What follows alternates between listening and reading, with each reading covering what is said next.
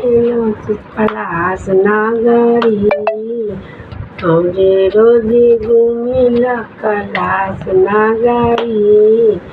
थोड़ा सा घुमलो गुरु हमरो नागरी।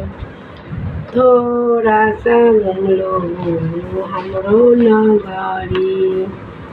का होई सार कपड़ा हो का होई गोदरेज हमरो के चाही गुरु तोहरो चरनिया।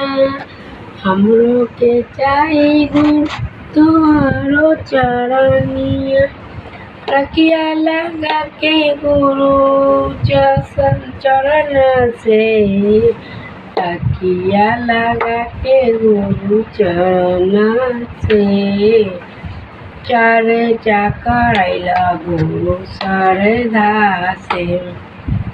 चर्चा करैला गुरु चरण से।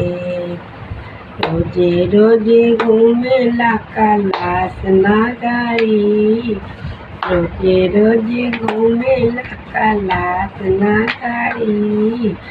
थोड़ा सा घुमलो गुरु हमरो नागरी।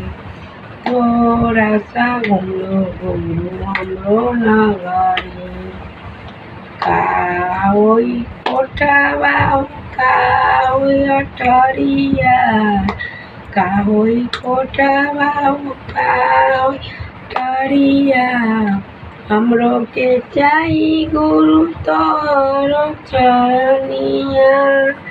हमरो के चाही गुरु तोहरो चरनिया।